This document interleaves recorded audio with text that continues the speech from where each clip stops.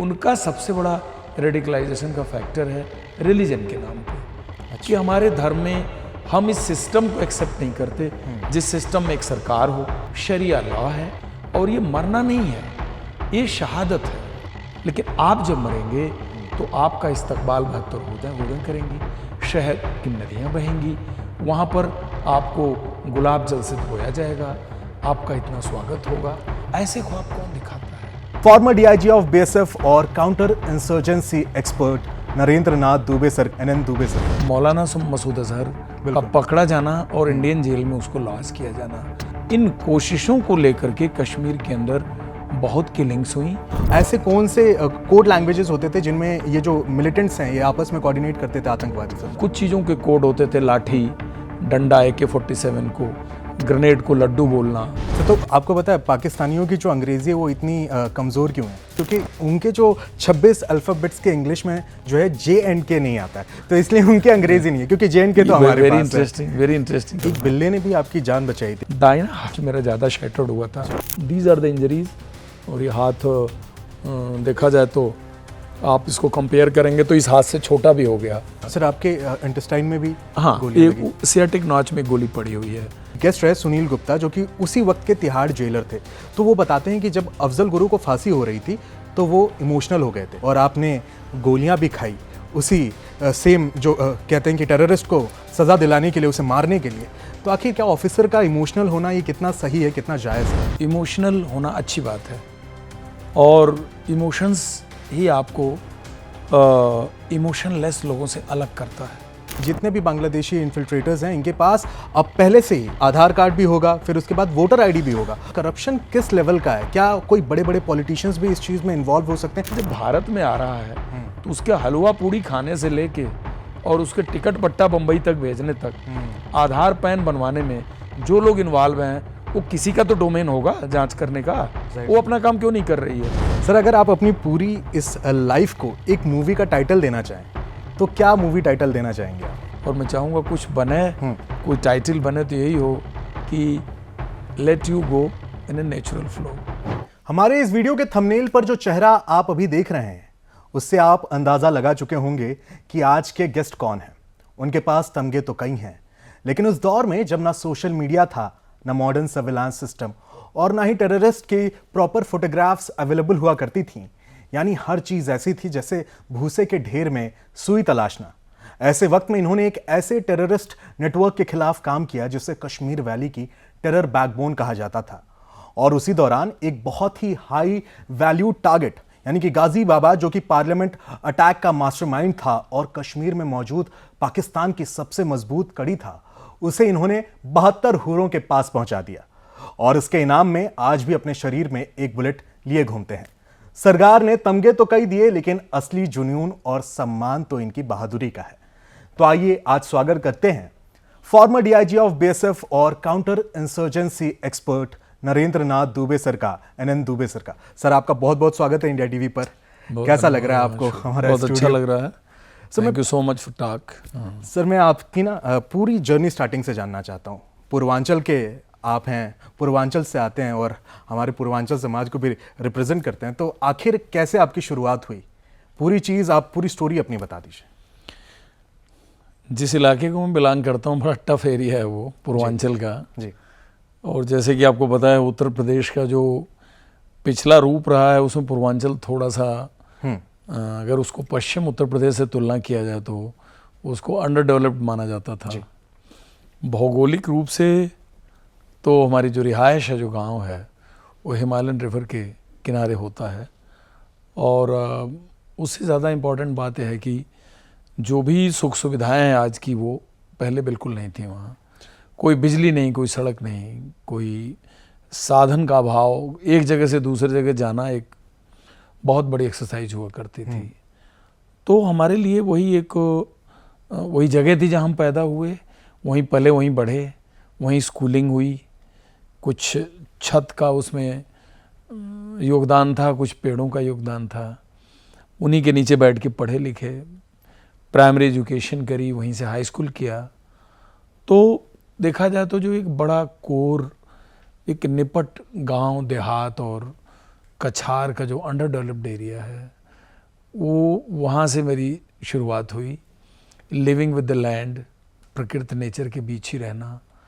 और वो तो ग्रेजुएशन के बाद शहर का दर्शन हुआ। ग्रेजुएशन के दौरान जब यूनिवर्सिटी आना पड़ा तो पता लगा कि शहर क्या होता है और एक यूनिवर्सिटी का क्या रूप होता है, सड़क, साधन, गाड़ियाँ, बिजली, पानी का क्या फैसिलिटेशन होता है। गांव में तो इसका कोई ज्ञान ही नहीं था। गांव तो बिल्कुल ही जो एक नेचुरल रिसोर्सेज पे अब पलते हैं, जिसमें मौसम का हैजार्ड है, क्लाइमेटिक कंडीशंस बहुत ख़राब हैं, नदियां हैं, बाढ़ है, गर्मी है, लू चल रहा है, जाड़ा है, बारिश, महीनों बारिश हो रही है। ऐसी सिचुएशन में आप जो कुछ भी आपके पास साधन उपलब्ध है उसके ज़रिए आप जीवन चलाते थे, खुशहाल बहुत थे। टफ समय ज़रूर था, लेकिन एक कम्युनिटी, एक जो फैमिली की इंटरनल बिल्डिंग थी वो बड़ी मजबूत थी। परिवार का सपोर्ट बहुत था, रिलेशनशिप बहुत प्रगाढ़ था। तो हम वहाँ से निकल करके और पढ़ाई लिखाई का जो मुकाम है पूरा किए और 1987 में हम BSF में एज ए रहुआ की भोजपुरी आवेला कि नहीं? बिल्कुल आवाला, बिल्कुल भोजपुरी। सर तो जब आप अपनी बुलेट्स पॉलिश कर रहे थे और फिर जब आपने बुलेट्स अपनी पॉलिश कर ली और जब आपने पहली बार बॉर्डर देखा, पूर्वांचल के इतने खिले खिले हिस्से, जब आप बॉर्डर के उस मरुस्थल पर पहुंचे, डेजर्ट के पास पहुंचे, तो वो एक्सपीरियंस कैसा था? वो बहुत अलग एक्सपीरियंस था। बॉर्डर का क्या था कि उत्तर प्रदेश अगर देखा जाए जी, तो अनडिवाइडेड यूपी का तो जो रूप था वो ये था कि वो नेपाल से लगता था। जी, नेपाल बॉर्डर। जी बिल्कुल। तो नेपाल बॉर्डर बिल्कुल अलग दिखता है। लेकिन राजस्थान में जाना जो मेरी पहली पोस्टिंग थी जी, और उसमें भी थार डेजर्ट, दुनिया में थार डेजर्ट का एक अपना अपना नाम है जी, उसकी जो इनहॉस्पिटेबल कंडीशंस हैं, उस डेजर्ट की जो अपनी रिगर्स हैं, उसी पेकुलरिटी बहुत अलग है। तो पासिंग आउट यानी 1 साल की ट्रेनिंग का भी के दौरान भी नहीं आइडिया था कि बेसिकली इंटरनेशनल बॉर्डर ऐसा हो दिखता होगा, क्योंकि ट्रेनिंग के दौरान भी मैं जम्मू बॉर्डर पे जाने का मौका मिला था तो वो बॉर्डर बिल्कुल अलग था। तो पास आउट होके जब जैसलमेर बॉर्डर में पहुंचा तो शहर तो बाड़मेर था, लेकिन जैसलमेर बॉर्डर में तैनाती थी। यानी बाड़मेर से जैसलमेर अपने आप में 156 किलोमीटर है। तो पहली बार जब मैं बाड़मेर से जैसलमेर की तरफ, यानी मेरी सीमा सुरक्षा बल जिस ऑर्गेनाइजेशन को मैंने ज्वाइन किया, उसकी एक्चुअल ड्यूटी के लिए जब मुझे डिस्पैच किया गया तो बाड़मेर से जब मैं बॉर्डर के लिए चला तो 156 किलोमीटर जैसलमेर, और उस पूरे स्ट्रेच पर एक सिंगल गाड़ी नहीं दिखी मुझको। एक जगह एक ऊंट गाड़ी दिखा मुझे, बाकी पूरा रोड, ना तो इधर से जाने वाली गाड़ी ना उधर से आने वाली गाड़ी। तो ज़िंदगी में पहली बार एहसास हुआ कि ऐसा भी एरिया होता होगा जहाँ 156 किलोमीटर में कोई मूवमेंट ही नहीं दिखा। जैसलमेर पहुँचने के बाद मुझे लगा शायद यही बॉर्डर है, लेकिन ये हुआ नहीं। भी यहाँ से 30-35 किलोमीटर एक सम जगह है, वहाँ पहुँचना है और वहाँ रात को रुकना है। बॉर्डर वो भी नहीं है। उस पे चले, सम एक जगह है जो डेजर्ट फेस्टिवल लगता है, वहाँ पहुँचने के बाद थोड़ा सा रास्ते में डेजर्ट का हल्का एक्सपोजर दिखा, लेकिन जब ये पता लगा नहीं बॉर्डर यहाँ से भी 60 किलोमीटर आगे है, तो फिर ख्याल आया कि आखिर वो होगा कैसा। ये आज का डेजर्ट नहीं, मैं 1988 का डेजर्ट बता रहा हूँ जी। रात को एक प्राइमरी हेल्थ सेंटर के बरामदे में मोमबत्ती जला के रात कटी। अगले दिन सवेरे जो निपट बॉर्डर है उस पे जाने के लिए पानी का टैंकर की एक बाएं की सीट पे एक दरी बिछा के एक थोड़ा कुशन इफेक्ट मिला कि बोले नहीं इसी वाटर टैंकर से ही आपको जाना होगा, क्योंकि 60 किलोमीटर में और कोई साधन नहीं है। गाड़ियों का तब अभाव था, बटालियंस में इतनी गाड़ियाँ नहीं होती थी, और 48, 49, 50 डिग्री के गर्मी में जो थार का डेजर्ट है ना, उस डेजर्ट पे नॉर्मल गाड़ी का टायर चल भी नहीं सकता। तो और ऊंट का सहारा, बट 60 किलोमीटर ऊंट पे एक दिन जाना एक बहुत बड़ी चुनौती थी। तो वाटर टैंकर से गए और पोस्ट को ज्वाइन किया। तो उसकी रूपरेखा ये थी कि एक रेत के टीबे पे कोई 4 कमरे का एक पोस्ट, सीमा चौकी, जिसमें एक ढलान के तरफ लंगर है, चूल्हा है, उसमें खाना बन जाता है, और एक तरफ पानी की टंकी है जिसमें वाटर टैंकर 7th डे में आके थोड़ा पानी भर देता है, और चारों तरफ रेत में दबे हुए तार कांटे, जिनका न पिकेट दिख रहा है न तार, न तो तार दिखता है। बिजली का कनेक्शन ही नहीं था, पंखे का तो प्रश्न ही नहीं था। पंखा तो जब चलेगा जब उसको कोई पावर होगा, पावर का कोई सोर्स नहीं था। कुछ सोलर पैनल तब शुरू हुए थे जो रात को टिमटिमाता हुआ उससे एक बल्ब कोई जल जाता था। अब रोशनी दिखती कैसे थी? हमारे पास सिग्नल सेंटर के यानी कम्युनिकेशन सेंटर को चलाने के लिए छोटा सा होंडा जनरेटर होता था, जिसको रस्सी से खींच के उसको स्टार्ट करते थे तो कम्युनिकेशन इक्विपमेंट चलता था। उससे एक बहुत हल्का बल्ब जल जाता था। तो एक कंपनी कमांडर ऑफिसर को प्रिविलेज के तौर पे एक तार खींच के अगर ऑपरेटर ने खुशी खुशी दे दिया तो आपके रूम में एक लाइट जल गई। ज़्यादातर टाइम वो नहीं मिलती थी लग्जरी, क्योंकि एक्स्ट्रा लोड पड़ता था उस जनरेटर पे, और ऑपरेटर वो एक बल्ब का कनेक्शन देने के लिए बाध्य नहीं था, ये उसकी खुशी थी, दे दिया तो दे दिया। लालटेन का शीशा साफ होता था। ज़िंदगी भी लालटेन से शुरू की, पहली पोस्टिंग भी लालटेन पे अटक गई थी। तो वहाँ से देखते देखते 1992 तक मैं उस डेजर्ट में काम किया। 88 से 1992 तक। 1992 तक तो मैं 4 साल में पक्का राजस्थानी बन गया था। अच्छा। यानी ट्रू जिसको कहते हैं ना, डेजर्ट को अडॉप्ट कर लिया था, जिसमें कैमल चलाना, कैमल को राइड करना, फियरलेसली राइड करता था। कितने किलोमीटर में दिन में चल सकता था कैमल पे। कैमल पे हल्की झपकी भी आ जाती थी।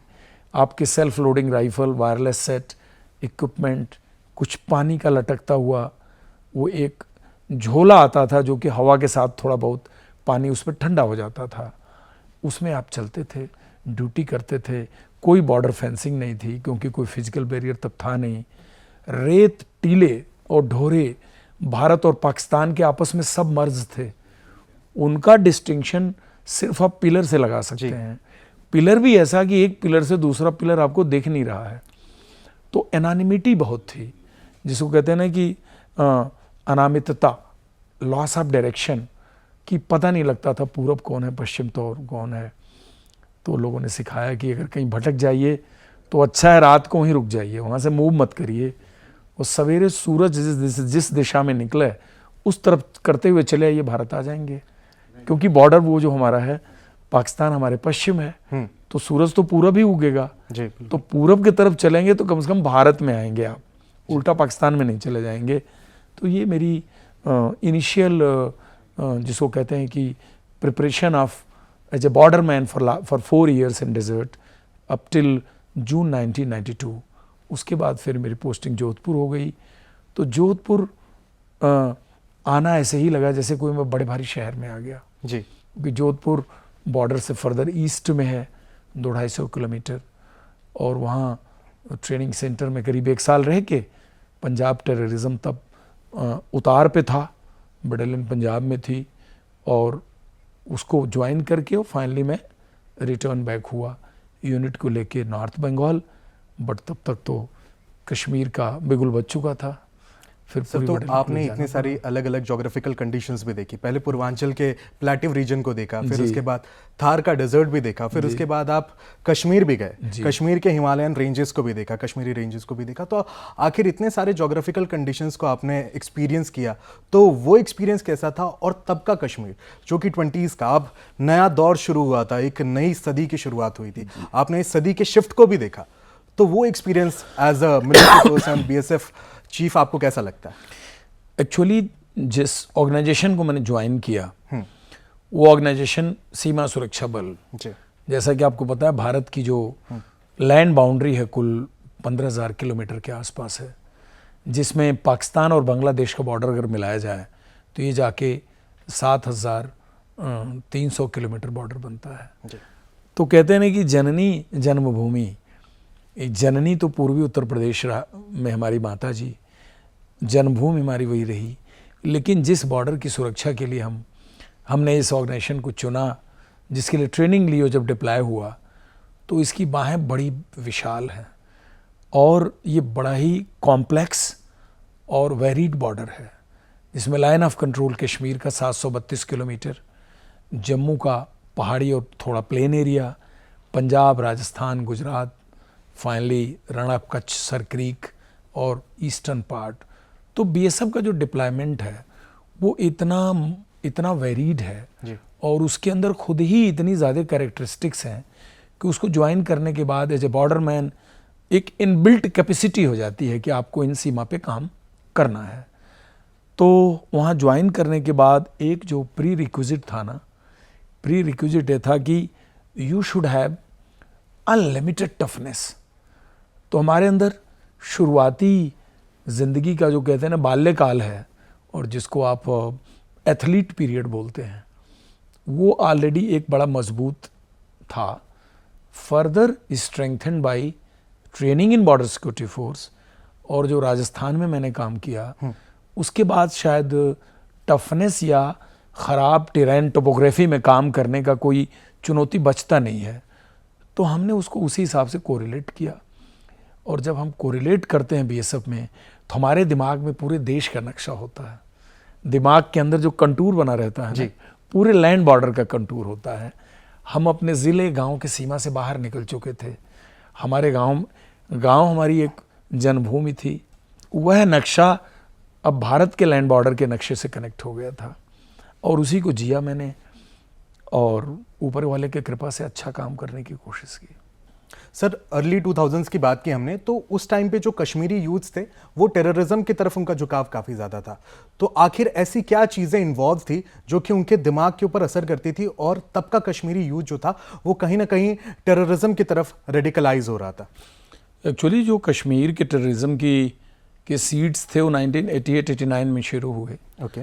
और अर्ली ईयर्स 90, 91, 92 बिल्डिंग इसी ईयर्स थे। उस दौरान चीज़ें बिल्डअप हो रही थी और foreign terrorist organisations already Kashmir के अंदर घुस चुके थे और पाकिस्तान स्पॉन्सर टेरर लीडरशिप वहाँ पर अलग अलग मॉड्यूल को क्रिएट कर रही थी, जिसमें लश्कर तोयबा से लेकर के आपके हरकतुल मुजाहिदीन, तहरीकुल मुजाहिदीन, हुजी, हरकतुल जिहाद इस्लामी, जितने पाक बेस्ड टेरर ऑर्गेनाइजेशंस थे, उन्होंने लोकल कश्मीरी यूथ को अपने साथ मॉड्यूल में फिट करके और कश्मीर के अंदर तसद्दुद शुरू कर दिया था। लेकिन 1990 से लेकर 2000 का जो कालखंड है वो बड़ा वोलेटाइल कालखंड रहा है। रीज़न बीइंग कि मौलाना मसूद अजहर का पकड़ा जाना और इंडियन जेल में उसको लॉस किया जाना, उसकी रिहाई को लेकर जितनी कोशिशें हुई वो कोशिशें शुरू हुई 1994 से। 94 से 99 तक इन कोशिशों को लेकर के कश्मीर के अंदर बहुत किलिंग्स हुई और उसके अंदर बड़ी कॉन्स्पिरेसी रची गई। 94, 95, again 1999 followed by hijacking IC 814 to Kandahar.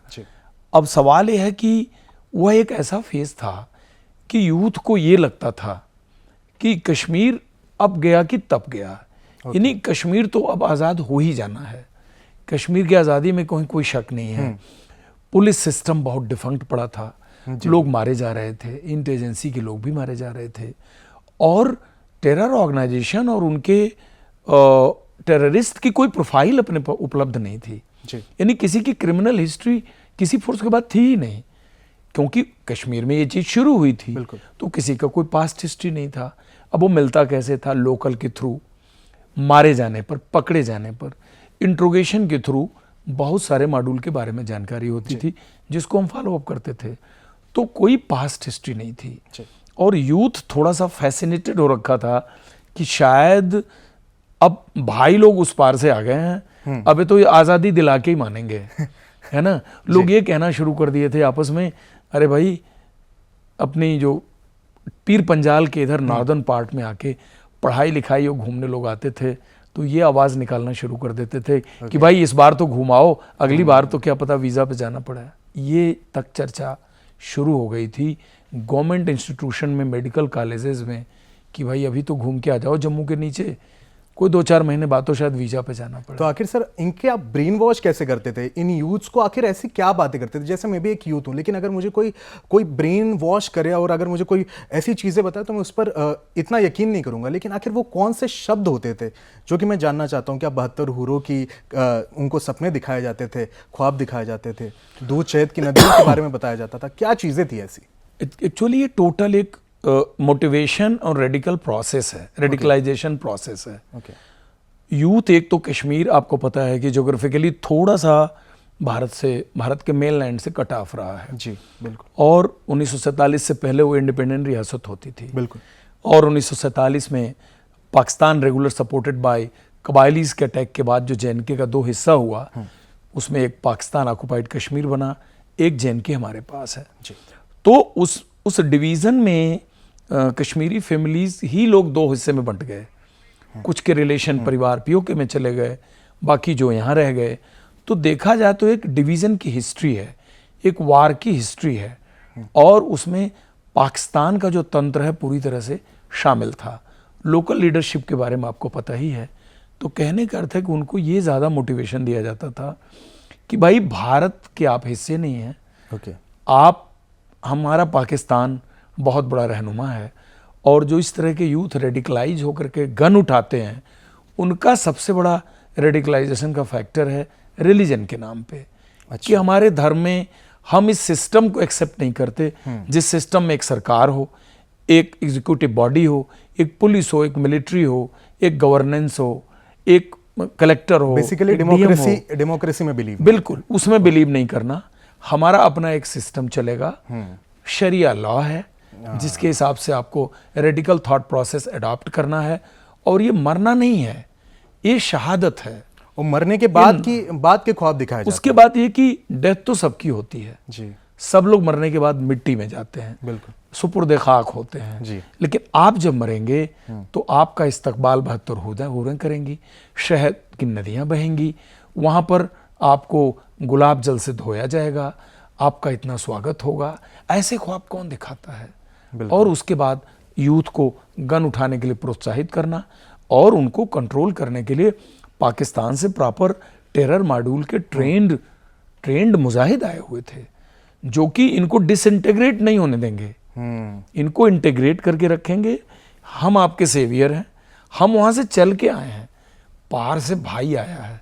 हाँ, पार से भाई आया। ये जो पार से भाई आते थे और उस वक्त चूंकि हमारे पास ऐसी इंटेलिजेंस भी नहीं थी, मॉडर्नाइजेशन नहीं था, उनके सोशल मीडिया अकाउंट्स भी नहीं हुआ करते थे, टोटल ह्यूमन इंटेलिजेंस पे काम होता था। तो कैसे काम करते थे आप लोग? काम ही करते थे कि अगर आप टेक्नोलॉजी और एक तरह से स्मार्ट इंटेलिजेंस की बात करें तो ये बेसिकली दोनों के लिए होता है। टेरर ऑर्गेनाइजेशन भी यूज करते हैं, हम भी यूज करते हैं। वहाँ पर उस समय सबसे बड़ा था कि WWW तो उस समय आया नहीं था दुनिया में, तो वेब तो वर्ल्ड वेब तो था ही नहीं। अब जो कुछ था, लैंडलाइन टेलीफोन होते थे और सैटेलाइट टेलीफोन होता था। सैटेलाइट टेलीफोन बहुत ही कॉस्टली होता था। टेरर ऑर्गेनाइजेशन में भी जो उनके बड़े सरबराह होते थे, उनकी लीडरशिप के हायरार्की में जो बहुत ऊपर होते थे, वो सैटेलाइट फ़ोन यूज करते थे। बाकी जितने टेरर ऑर्गेनाइजेशन के जो फुट सोल्जर थे, इनके पास नॉर्मल वॉकी टाकी होता था, नॉर्मल वॉकी टाकी प्रोक्योर करके रखते थे और मोबाइल फ़ोन था नहीं। ह्यूमन इंटेलिजेंस का जाल बहुत तगड़ा था। वो ऐसे था कि BSF जब ग्राउंड में डिप्लॉय हुई ना, तो BSF ने उस एरिया का जो पूरा रूरल बेल्ट है, सिटी का बेल्ट है, एक एक आदमी का डिटेल निकालना। जिस तरह से गांव में एक पटवारी जाता है ना, वो पटवारी का खसरा खतौनी इंतखाब, गांव का कोई भी आदमी है, जैसे थाने का एक बीट सिपाही जाता है, उसको पूरे गांव की डिटेल पता होती है, चौकीदार को पता होती है। तो सीमा सुरक्षा बल ने अपने डिप्लॉयमेंट के एरिया में हर गांव का इंफॉर्मेशन पोस्टमार्टम कर रखा था। हमको ये पता होता था इस गांव के सरेंडर टेररिस्ट कौन है, पाक ट्रेंड कौन टेररिस्ट, लोकल ट्रेंड कौन है, किसका मौसी चाचा खाला का बच्चा मारा गया इनकाउंटर में, कौन है जो हमारे सिंपथाइजर है, कौन है जो अच्छे विचार रखने वाला है, कौन मखदूम है, कौन ग्राम प्रधान है, कौन गवर्नमेंट सर्वेंट है। तो सारी डिटेल का हम कुर्सीनामा डायरी में रखते थे। कोई डिजिटल फॉर्मेट नहीं था, हाथ से लिखी हुई डायरी होती थी। और एक एक गांव के जितने मोहल्ले थे उन तक की डिटेल हमारे पास थी कि डल्ली मोहल्ला डलीपुरा है, ये मलिक मोहल्ला है, ये चाट मोहल्ला है। यानी इस मोहल्ले में किस बिरादरी का क्या कंपोजिशन है, उसमें कौन लोग हैं जो थोड़ा सा हमको सपोर्ट भी कर सकते हैं जी। कौन बैड हेड है, उसको नाला पार करेंगे तो लकड़ी का पुल है कि नहीं है, पैदल जाएंगे तो कौन सा रास्ता है। यानी ह्यूमन डिटेल्स हमारे पास बहुत थी और वो डिटेल बहुत ही प्रीसियस थी। हमारे सारे ऑपरेशन उसी पर होते थे। सर हमने देखा है कि अक्सर जब ऐसे मतलब पूरे ऐसे सिस्टम में जब मिलिटेंट्स या फिर हम जिहादियों की बात करें तो आखिर जब इनसे जब आप कम्युनिकेट करते हैं तो ये ना एक दूसरे से कम्युनिकेशन के वक्त जो है नॉर्मल बातें नहीं करते कि एकदम स्ट्रेट फॉरवर्ड बात करेंगे, ये कोड्स में बात करते हैं। तो आखिर इन कोड्स को आप कैसे डिकोड करते थे? ऐसे कौन से कोड लैंग्वेजेस होते थे जिनमें ये जो मिलिटेंट्स हैं ये आपस में कोऑर्डिनेट करते थे आतंकवादी सब? देखिए, ज़्यादातर तो ये लोग वायरलेस सेट पे बात करते थे। अच्छा। और दूसरा इनका बहुत बड़ा कम्युनिकेशन सिस्टम था मैट्रिक्स। तो अगर वायरलेस सेट की बात करें तो वायरलेस सेट पर ये अपने कम्युनिकेट करने वाले हायरार्की का कोड नेम रखते थे। और वो कोड नेम हर महीने बदलते रहते थे। तो हम लोग इसको डिकोड करते थे। वो कैसे करते थे कि हमारे पास टेररिस्ट से ही जब्त किए हुए वेरियस मॉडल और वेरियस मेक के वायरलेस सेट होते थे। उन्हीं के जब्त किए हुए वायरलेस सेट को हम केस प्रॉपर्टी के तौर पे कोर्ट में पेश करते थे और सुपुर्दनामे पे उसे वापस ले लेते थे ऑपरेशनल यूज़ के लिए। कोर्ट इसको बोनाफाइड ड्यूटी में इजाज़त दे देती थी। अब उसको अलग अलग चैनल पे लगा के हम लोग एक जुगाड़ पद्धति क्रिएट किए थे। एक बड़े हॉल में उसको सब कील मार मार के वाल में सबको लटका देते थे। बैटरी उसकी चार्ज रखते थे। उस पर जितना बकवासनामा आता था सबको किसी मोटर रजिस्टर में लिखते रहते थे। और वो जो लिखी हुई चीज़ थी ना, वो एक ओपन एंडेड इंटेलिजेंस बेशक ना हो, लेकिन अगर आप उसको डेली सुन रहे हैं और डेली अपने रजिस्टर को आप एक बार एनालाइज कर रहे हैं तो बहुत सारे वर्केबल इंटेलिजेंस उससे निकल के आते थे। कुछ वर्ड्स कॉमन भी होंगे उनमें। कॉमन होते हैं। टेररिस्ट तो अपने कोड बदल लेगा, वो आवाज़ नहीं बदल सकता। बिल्कुल, हाँ। तो हमें सोचते थे इस आवाज़ वाला मई महीने में इसका कोड ए था, तभी जून महीने में इसका कोड ए हो गया है। दूसरा, कुछ चीज़ों के कोड होते थे। लाठी, डंडा, AK-47 को, ग्रेनेड को लड्डू बोलना, हलवा बोलना, आईडी को, इस टाइप की चीज़ों का ये लोग इस्तेमाल करते थे। कितने सिक्के भिजवा दें, यानी ऑमिनेशन। तो वो धीरे धीरे हम लोग भी एक कॉमन सेंस से समझ लेते थे कि ये बात बोल रहे हैं। हम भी अपनी कोडिंग करते थे। अच्छा। हम जब बात करते थे तो हमारे में भी सारे कमांडर्स के कोड होते थे। अच्छा, क्योंकि वो भी सुनते थे। अच्छा। तो उसमें भी हमारा अपना कोड चलता था। तो हमारे कोड में हम डिवाइस करके हर महीने का एक चार्ट में बनाता था। जिन शब्दों का हमको ज़्यादा यूज़ करना है उनकी कोडिंग कर लेते थे। 100% की तो कोडिंग हो नहीं सकती। रूट की कोडिंग होती थी कि श्रीनगर उतरे तो हम कौन सा रूट पकड़ेंगे। अच्छा। क्योंकि रूट पे बॉम्ब का खतरा बहुत होता था। बिल्कुल। आईडी ब्लास्ट का खतरा होता था। तो एक और लास्ट में एक मैट्रिक्स था। अच्छा। टेररिस्ट मैट्रिक्स का यूज़ बहुत ज़्यादा करते थे। अगर फोर्स के भाषा में देखें तो वो साइफर डॉक्यूमेंट हुआ। अच्छा। पूरा डिकोडेड होता है। वो क्या था? वो क्या होता है, जब तक आपको की नहीं मिलेगी ना, अंग्रेजी के 26 अक्षर की एक की होती है, ए से लेके जेड तक। आपको कुछ भी करना है, उस शब्द का आप एक पैरेलल की बना लीजिए कि मुझे AK-47 लिखना है तो ए को हमारी की डी बोलेगी, AK का के को हमारी जो की है वो जेड बोलेगी। तो वो की काउंटर पार्ट के पास भी होता था। तो वो लिख रहा है ZAC माइक 000, फिर अपने की से मैच करके वो शब्द बन जाएगा। कोई भी दो आदमी डिकोडिंग कर ले अपनी कि हम इस चीज़ को, पैसे को ये बोलेंगे, रुपए को ये बोलेंगे।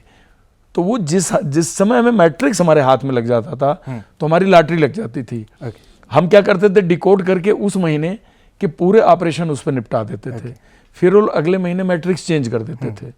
तो कोई भी टेररिस्ट मिलता था उसके इंट्रोगेशन में मैट्रिक्स मिलना हमारे लिए बड़ी इंपॉर्टेंट चीज़ होती थी। तो आपको पता है पाकिस्तानियों की जो अंग्रेजी है वो इतनी कमज़ोर क्यों है? उनकी कौन सी चीज़ मजबूत है? नहीं, उनकी कमजोरी अंग्रेजी में इसलिए ऐसा है। सबसे फनी तो लगता है कि पाकिस्तानी टेररिस्ट जब पकड़ा जाता है तो जिस एरिया में वो आतंकवाद फैलाने के लिए आया है वहाँ की लैंग्वेज भी वो नहीं सीख सकता। तो पाकिस्तानी सबसे पहले तो इस वजह से पकड़ा जाता है कि वो पंजाबी उर्दू के अलावा कुछ नहीं बोल सकता। वो टिपिकल जो अनडिवाइडेड पंजाब का पूरा एरिया ले लीजिए तो बहावलपुर हुआ, फैसलाबाद हुआ, रावलपिंडी हुआ, तो वहाँ की एक टिपिकल भाषा है, उर्दू ज़बान पंजाबी मिली हुई। तो हम तो इंट्रोगेशन में 2 लाइन में हम लोग निकाल लेते थे कि ये पाकिस्तानी है। इवन लोकल भारत का उर्दू जानने वाला आदमी भी वो चीज़ नहीं बोलेगा जो पाकिस्तानी टेररिस्ट बोलता है। तो उनकी अंग्रेजी सर इसलिए कमज़ोर है उसका मैं जवाब दे देता हूँ, क्योंकि उनके जो 26 अल्फाबेट्स के इंग्लिश में जो है J&K नहीं आता है, तो इसलिए उनके अंग्रेजी नहीं है, क्योंकि J&K तो हमारे वेरी पास है। Interesting, very interesting, very interesting. Sir, और उस समय के टाइम का कश्मीर जो भी आपने हमें पूरा एलोब्रेट किया कि वो कश्मीर कैसा था, और आज का कश्मीर जब आप देखते हैं तो कितना बदलाव आया है, आप खुद जब उसे देखते हैं तो? बहुत बड़ा बदलाव आया है। सबसे बड़ा बदलाव तो आया माइंडसेट में। माइंडसेट में इसलिए कि जनरेशन बहुत बदल गई। जो 90s में जनरेशन यंग थी, वो जनरेशन आज के तारीख में वो सब ज़ईफ हो गए हैं। तो एक तो जनरेशनल गैप आया। दूसरी सन 2000 में जो जनरेशन पैदा हुई, 2000 में अगर कोई या 90 और 2000 के बीच पैदा होगा, उसकी भी एज आज के तारीख में 40 एंड एबव होगी। एक तो जनरेशन बहुत चेंज हो गई। दूसरी चीज़ कि कश्मीर के अंदर वे टेररिस्ट, वे तत्व जो पब्लिक को ये फीलिंग देते थे कि आज़ाद कश्मीर, अब कश्मीर आज़ाद हो गया, ये अलग मुल्क बनेगा, पाकिस्तान में शामिल होगा, भारत सरकार यहाँ कुछ नहीं कर पाई, उनके नैरेटिव को बहुत बड़ा धक्का लगा। क्योंकि सिक्योरिटी फोर्सेस ने अपनी शहादत और अपनी मेहनत और काबिलियत से जो कश्मीर को 10 साल की शुरुआती 10 साल में कंट्रोल किया, वहाँ के माइंडसेट पे बहुत ज़्यादा चेंज आया कि ये चीज़ पॉसिबल नहीं है। ये कश्मीर J&K इंडिपेंडेंट हो ना हो, ये पाकिस्तान नहीं बन सकता, और बनने कैसे देगा भारत पाकिस्तान। दूसरा चेंज आया कि कश्मीर के अंदर डेवलपमेंट के बहुत रूट्स चले गए। अभी आई थिंक बहुत सारे इंडियन स्टेट से भी ज़्यादा डेवलप्ड कश्मीर है आज की तारीख में। दुनिया के सबसे बड़े हाई एल्टीट्यूड पे टनल खोदना, बिल्कुल, ये रिकॉर्ड जो जिला में भारत ने डेवलप किया हुआ है वो टनल में, जिसका कि अभी लास्ट करीब 10-12 दिन पहले उसको थ्रू किया गया है। ऑपरेशनल होने में थोड़ा टाइम लगेगा। सर, तो आगे आने वाले 10 सालों में क्या आप देखते हैं कि कश्मीर में पूरी तरीके से पीस स्थापित हो पाएगा, और पीओके को लेकर के क्या सोचते हैं, क्या 10 सालों में पीओके हमारे पास होगा? पहली बात तो पीस की बात बोलूं, कश्मीर बहुत पीसफुल है, लेकिन कश्मीर को 100% पीस प्रूफ कह पाना बड़ा क्वेश्चन है। रीजन बीइंग कि अभी भी कश्मीर की जो भौगोलिक स्थिति है, जो लाइन ऑफ कंट्रोल या बाकी एरिया से जो लैंड बॉर्डर की जो बनावट है, वो प्रोन है कि उसमें इन्फिल्ट्रेशन पॉसिबल है। और अगर डेडिकेटेड टेरर ग्रुप ये पाकिस्तान पे मुनासिर है कि पाकिस्तान इसके लिए क्या एटीट्यूड और क्या अपनी एक्टिविटी रखता है, बावजूद इसके भी कि उसको ये मैसेज मिल चुका है कि ऑपरेशन सिंदूर बंद नहीं हुआ है, बिल्कुल, तो भारत में उस पार्ट में ये वल्नरेबिलिटी बनी रहेगी। एक तो ये मुद्दा है। दूसरा, जो डेवलपमेंट है वो इतना फास्ट हो रहा है कि मेन लैंड भारत और टूरिस्ट का जो फ्लक्स है वो डीप इनसाइड J&K टेरिटरी है। राइट, अब तो कह सकते हैं कि लाइन ऑफ कंट्रोल से बहुत थोड़ा अंदर तक ही डेवलपमेंट सब पहुंच चुका है। मतलब वंदे भारत चल रही है आज की तारीख में। जो श्रीनगर में बैठता है वो याद करता है कि हम तो जम्मू 3 घंटा 40 मिनट में पहुंच गए। कभी हमने सोचा नहीं था। कानवाई में रोड में कमर लोगों की टूट जाती थी 12-12 घंटे 14 घंटे उस रूट पे चल के। तो ये डेवलपमेंट कश्मीर की पूरी तस्वीर बदलने जा रहा है। और पीओके का निश्चित रूप से कोई न कोई इसकी स्कीम सरकार के दिमाग में होगी, और ये एक पॉलिटिकल डिसीजन है। आप कुछ इशारा देना चाहते हैं? जिस दिन सरकार का दिल आ जाएगा तो वो उस हिसाब से उसको अपने टूटे हुए टुकड़े को कभी भी अपने दिल के करीब लगा सकती है। और हमारी सुरक्षा सेनाएं उसके लिए कैपेबल है। कुछ शहादत होगी, लेकिन ये चीज़ संभव है। सर, मान लीजिए अगर कोई मिलिटेंट या कोई आतंकी आपके पास आता है और माफ़ी मांग लेता है कि मुझे माफ़ कर दीजिए, तो आप अपनी गन निकालेंगे या फिर एक इंसानियत दिखाते हुए उसे माफ़ कर देंगे? देखिए, हमारी परंपरा थोड़ी अलग रही है। अच्छा। कोई अगर सामने, हमने टेररिस्ट को सरेंडर भी लिया है कि एक को मारा और उस गांव में 3 टेररिस्ट हैं, एक के इनकाउंटर में एक को मारा और उसको इनकाउंटर में इतना बुरी तरह से मारा कि बाकी 2 4 दिन के अंदर ही सरेंडर होके आ गए। मैंने लाइफ में गन लेके सरेंडर करने वाले टेररिस्ट को मारा नहीं है। और इसमें बड़ा मुकम्मल पाकिस्तानी टेररिस्ट के लिए मैं ऐसा नहीं बोल सकता, हो सकता है मेरा एक्शन कुछ और रहा हो। लेकिन जो कश्मीर का भटका हुआ जवान है, भटका हुआ यूथ है, जो टेरर ऑर्गेनाइजेशन ज्वाइन कर लिया, उसने कभी भी सरेंडर की पेशकश की। हम बल्कि उनको इनकरेज करते थे, उनको कभी पकड़ के नहीं मारा है, मारना भी नहीं चाहिए। रीजन बीइंग कि अगर हम कश्मीर को अपना कहते हैं तो वहाँ के मिसगाइडेड यूथ को भी आपको रिहेबिलिटेट करने के बारे में सोचना पड़ेगा। ये एक इम्पॉर्टेंट बात है। और ये केस गवर्नमेंट इसको इसी नज़र से लेती है, सिक्योरिटी फोर्सेस भी लेती है। खराब से खराब दिनों में हमने नहीं मारा उनको, खराब से खराब दिन में भी नहीं मारा, और उनको मोल्ड किया, उनको टर्न कोट किया और उनका इस्तेमाल किया।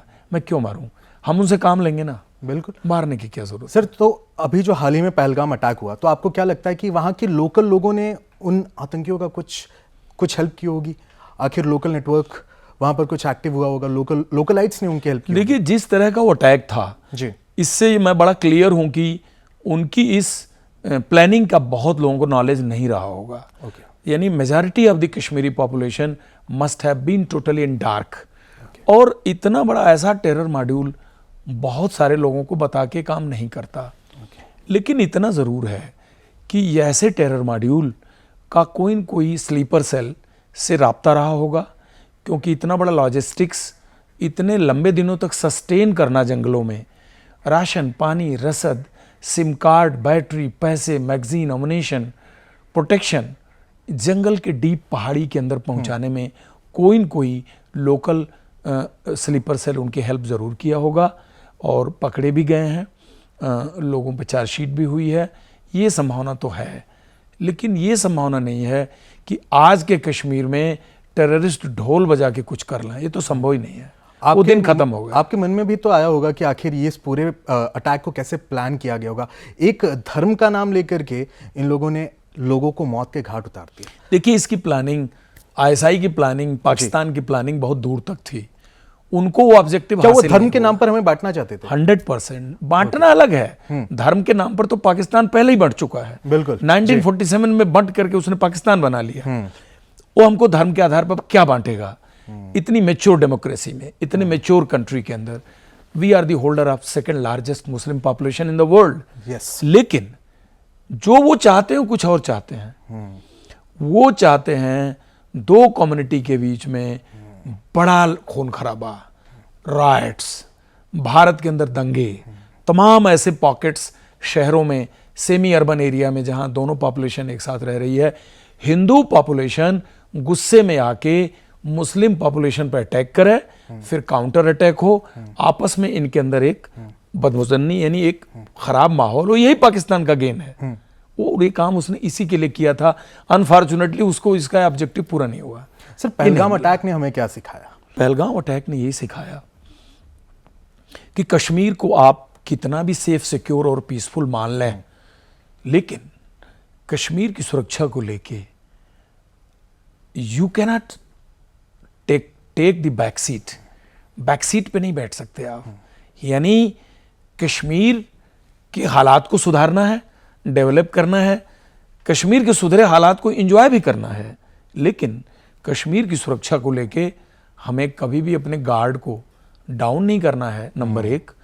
नंबर 2, कोई भी ऐसा एरिया जहां जिस कश्मीर में 2025 में 2 करोड़ से ज़्यादा टूरिस्ट गए, उस कश्मीर में अनंतनाग और अनंतनाग जैसे ज़िले में और पहलगाम जैसे इलाका में, पीर पंजाल के रेंजेस में आप टूरिस्ट को इतने ओपन और इतने फ्रीडम के साथ उनको अपनी एक्टिविटी करते हुए नहीं छोड़ सकते। आपके पास कोई न कोई सुरक्षा तंत्र फिजिकली वहाँ उपलब्ध होना चाहिए, और अगर नहीं है तो वो एरिया आपको उस समय तक के लिए नहीं खोलना चाहिए। और थर्ड ये है कि आज के तारीख में ये टेरर मॉड्यूल जिस हाई टेक्नोलॉजी का इस्तेमाल करते हैं जी, और उन्होंने कम्युनिकेशन के मोस्ट मॉडर्न तरीके अडॉप्ट कर लिए हैं जी, और पीर पंजाल के पहाड़ों और जंगलों में लंबे दिनों तक जीने की क्षमता वो पैदा किए हैं, उसको हमें उससे बेटर टेक्नोलॉजी से काउंटर करना पड़ेगा। क्योंकि ऑपरेशन महादेव में जिसमें ये सारे टेररिस्ट मारे गए, वो एक बहुत अच्छी प्लानिंग और एक बहुत अच्छे ऑपरेशनल सक्सेस का नमूना था, क्योंकि बहुत ज़्यादा टाइम नहीं लगा मारने में, कुछ महीने लगे थे। तो इसके लिए हमारी प्रिपेयर्डनेस अभी काफ़ी ढंग की होनी चाहिए, और मुझे लगता है कि ये एक बड़ी सीख है। सर, एनएन सर, मैं ना आपके लाइफ की और इंडिया के एक बहुत ही बड़े माइलस्टोन के बारे में जानना चाहूँगा। गाजी बाबा का जो किस्सा था वो आप बताइए। गाजी बाबा का असली नाम क्या था, वो कैसा था नेचर में, और वो किस्सा भी मैं जानना चाहूँगा। जो मूवी के अंदर आपके ऊपर जो मूवी आई इमरान हाशमी जी की ग्राउंड ज़ीरो, तो वो एक शीशे के अंदर था, शीशे के पीछे की तरफ था, और आप उसे लगातार देखते थे, वो भी आपको उस तरफ से देखता था, और फिर आपको 9 गोलियां लगी, और जब आप 1 महीने बाद कोमा से बाहर आए तो क्या चीज़ थी? आपने क्या सोचा कि मैं जिंदा हूँ या फिर ये कुछ अलग ही जगह है? देखिए, आप ये एक ऐसा विषय है, इस पे बहुत ज़्यादा चर्चा हो चुकी है, लेकिन चूंकि आपने प्रश्न पूछा है तो इसको मैं संक्षेप में जवाब देने की कोशिश करूंगा। बिल्कुल। कि मौलाना मसूद अजहर के 94 में 1994 में कश्मीर की गिरफ्तारी के बाद पाकिस्तान हुक्मरान ने उसकी खाली की हुई जगह को भरने के लिए बहावलपुर के गाजी बाबा को इंडिया में एंट्री कराई, जो कि हरकतुल मुजाहिदीन के बैनर के तले रशियन फोर्सेस के अगेंस्ट अफगानिस्तान में करीब 10 साल गुरिल्ला वार का उसको तजुर्बा था। वो बहुत ही ट्रस्टेड आदमी था मौलाना का, और मौलाना आईएसआई का बहुत बड़ा असेट था। असेट न होता तो 2026 में भी मौलाना बदस्तूर जिंदा है। उसने 1994-95 में भी मौलाना को छुड़ाने की कोशिश की भारत में रह के। 99 में IC 814 के बदले हमें मौलाना मसूद अजहर को छोड़ना बना। जनवरी 2000 में जैश मोहम्मद बनी और उसकी कमांड गाजी बाबा को chief operational commander Indian soil पे दी गई। इतना हिम्मती, इतना साहसी, इतना ट्रेंड था कि उसने विंटर्स 2001 में जी न्यूज़ के रिपोर्टर के सामने 1 घंटे का इंटरव्यू दिया था टीवी पे। सोचिए, बारामूला के जंगलों से। और 2001 का टर्निंग मोमेंट जिसमें भारत ने भारत के JNK असेंबली पे अक्टूबर में अटैक हुआ। 1 अक्टूबर 2001 को गाजी बाबा ने वो अटैक प्लान किया था, और उसके ठीक 30-32 दिन बाद 9/11 अमेरिका में हुआ उसी साल, जो कि अलकायदा ने प्लान किया था। और इनका भी अलकायदा से कनेक्शन जुड़ता है, जो कि लंबी बात हो जाएगी तो उसको मैं यहीं कट करता हूं। और 13 दिसंबर को, यानी ठीक 30-35 दिन बाद 13 दिसंबर 2001 को दिल्ली की राजधानी, हमारी डेमोक्रेसी के जो हार्ट है, जो हमारा आत्मा है भारतीय संसद में, 13 दिसंबर को दिन में 11 बजे, जबकि पार्लियामेंट सेशन में थी, 242 मेंबर ऑफ पार्लियामेंट के अंदर थे उस समय, 5 सुसाइडर को कश्मीर से, पाकिस्तानी को दिल्ली के अंदर घुसाना, 3 महीने तक हाल्ट करना, प्लानिंग करके, और सेशन के दिन ही पार्लियामेंट पे अटैक करने का जो उसने सबसे बड़ा हमला किया था, उसका गाजी बाबा मेन एक्यूज्ड था। ओसामा बिन लादेन भी कहते हैं वो इंडिया का ओसामा बिन लादेन था, क्योंकि 2001 ही ऐसा वर्ष है जिसमें दुनिया में 3 सबसे बड़ी घटना हुई थी। 3 में 2 तो भारत में हुई थी, 1 अमेरिका में हुई थी, और उसके बाद अमेरिका ने टेररिज्म की एक नई डेफिनेशन लिखी 26/11। यस, और उसके ऊपर भी सर तो गाजी बाबा जो मोस्ट वांटेड था, उसको तलाशने के लिए Delhi police, special cell, Indian army, JNK police, intelligence, BSF सारी फोर्स लगी हुई थी। और तब हम सब लोग कश्मीर में मिलके ही काम करते थे उसके ऊपर। और उसने 2002, 2001, 2002, 2003 मरने से पहले तक इन 2.5 सालों में कश्मीर के अंदर जितने सुसाइड अटैक हुए, उसकी पूरी हिस्ट्री निकाल के देखिए। उस समय कालखंड में इतने सुसाइड अटैक कभी भी कश्मीर में नहीं हुए। और cop killing, pistol shooting, silencer pistol grenade attacks. और प्रधानमंत्री महोदय ने अगस्त 2003 का वो तारीख चुना, माननीय श्री अटल बिहारी वाजपेयी जी ने, कि मैं कश्मीर का दौरा ज़रूर करूँगा। वो कश्मीर 27 अगस्त को आए, और गाजी बाबा को हम लोग पागल की तरह से खोज रहे थे। मतलब कोई क्लू मिल जाए तो भाग पड़े, कोई इन्फॉर्मेशन का छोटा सा टुकड़ा मिले तो भाई ठीक है, चांस ले लो। एक आध ऑपरेशन हमारा बीच में फिजल आउट भी हुआ, कुछ ऑपरेशन हम विड्रॉ भी किए, और सब लोग उसको तलाश रहे थे। लेकिन मुझे लगता है कि इन 2-2.5 सालों की जो कामयाबी थी ना, उसने गाजी बाबा को सिटी के अंदर शिफ्ट किया।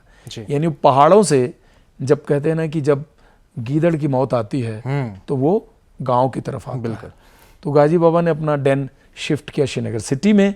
शायद उसको प्रधानमंत्री के विजिट के समय कोई सेंसेशनल अटैक करना था, एक्सपेक्टेड था। 27 को उसने लाल चौक पे अटैक किया। उस अटैक में प्रधानमंत्री महोदय जी खुद श्रीनगर के अंदर ही ठहरे थे। 28 के सवेरे जो अटैकर जिसको जिम्मेदारी दी गई थी, उसको हमने जिंदा पकड़ लिया। BSF पेट्रोल ने उसको लाइव पकड़ लिया।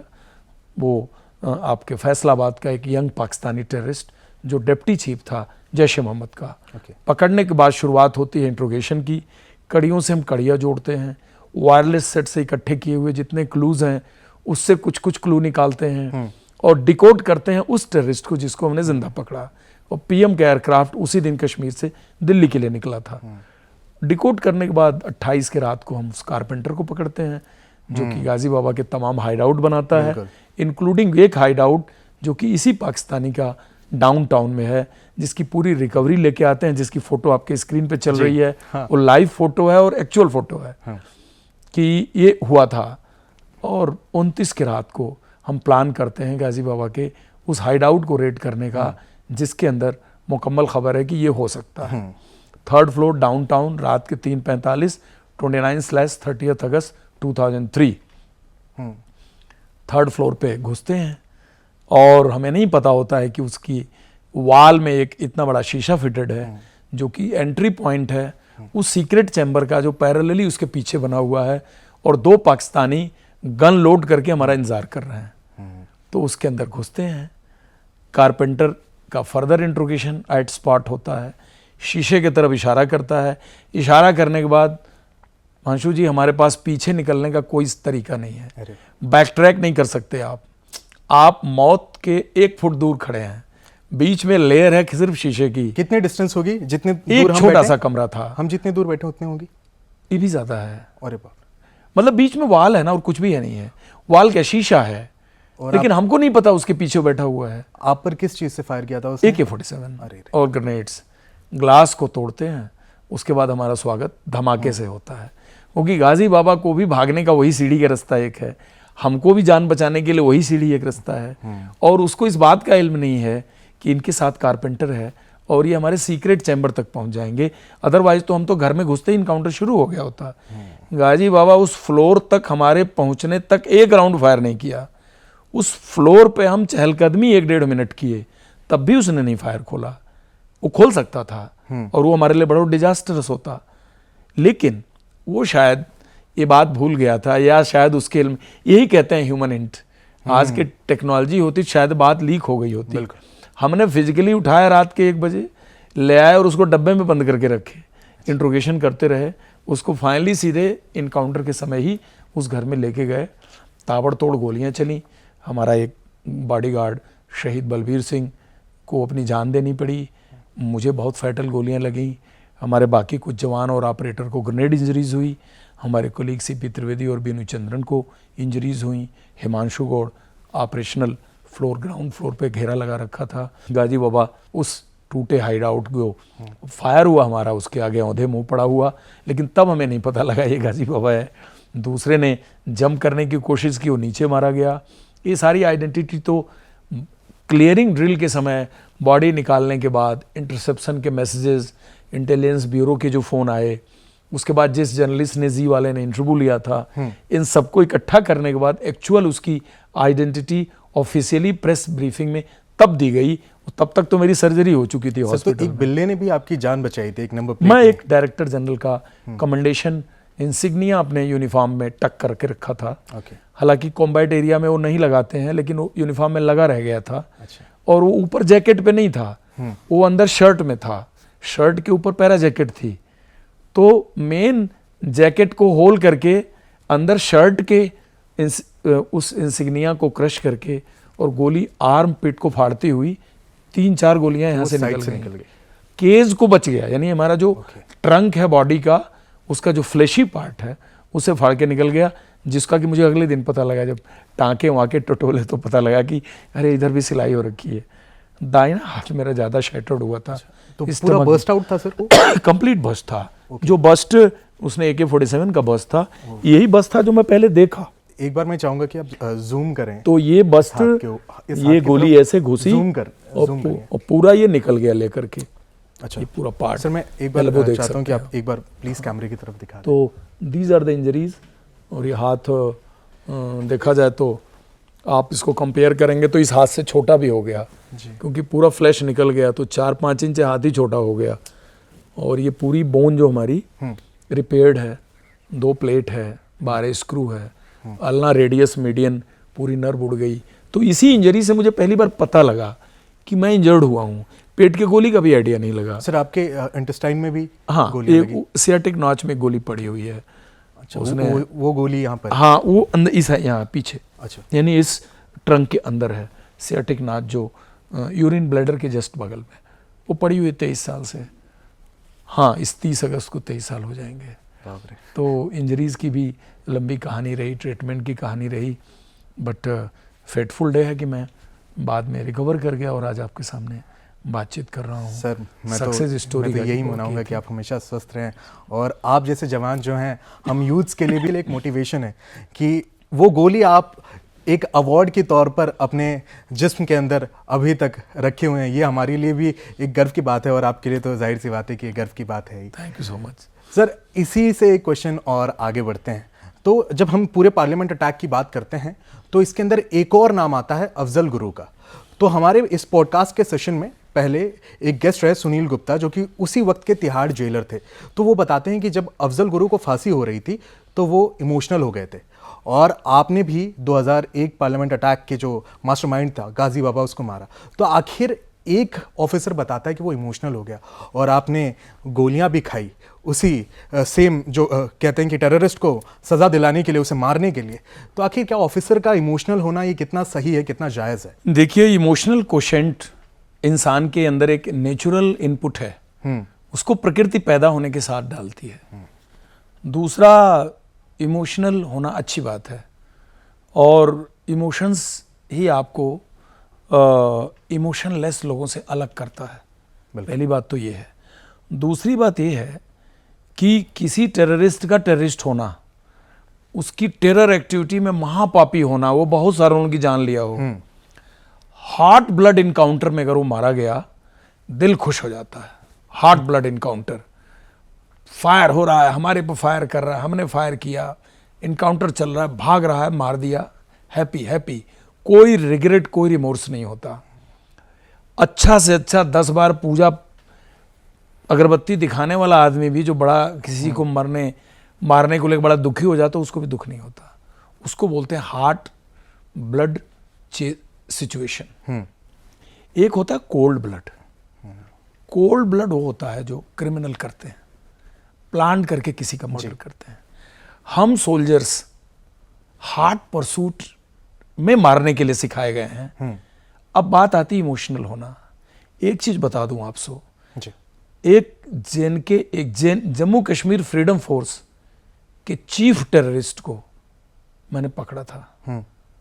जब आप इंट्रोगेशन करते हैं और इंटरेक्शन करते हैं, आपस में संवाद करते हैं, तो लाजमी है कि एक आदमी इमोशनल होता है।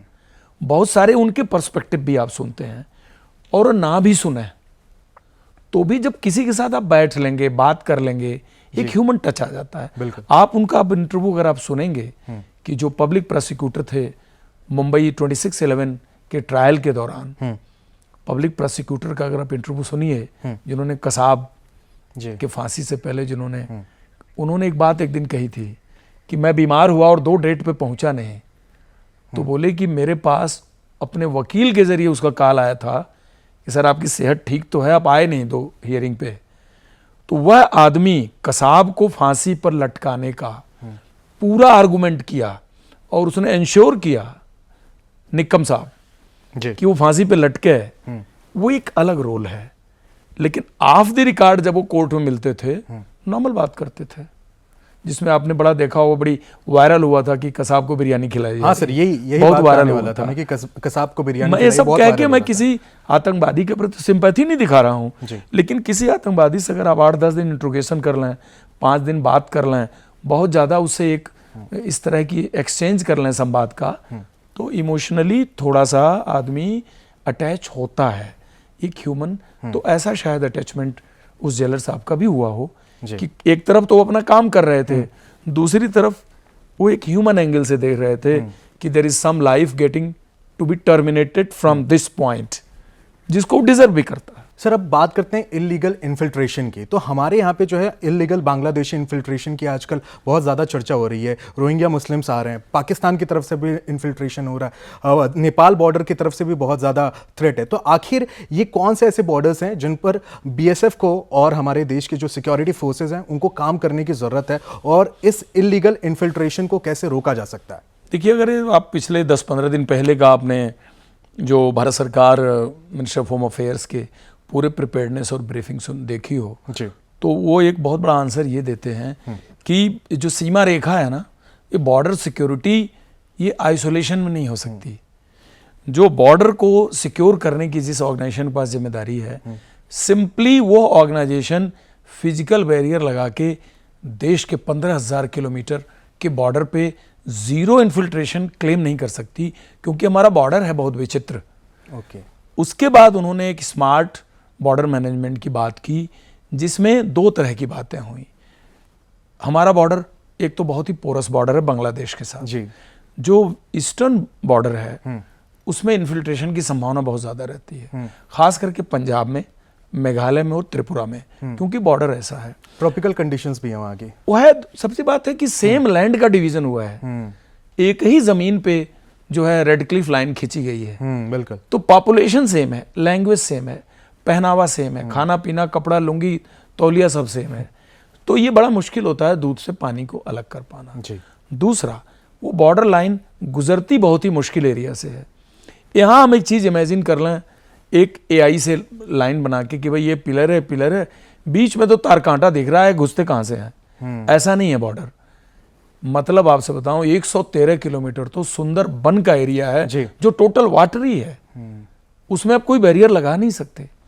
इसी तरह से बंगाल में जितनी नदियां हिमालय से निकल के आती हैं वो हमारे पश्चिम बंगाल को क्रॉस करके बांग्लादेश में जाती हैं।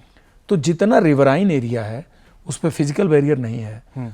कुछ एरिया ऐसा है जिस पे आप फिजिकल बैरियर लगा ही नहीं सकते।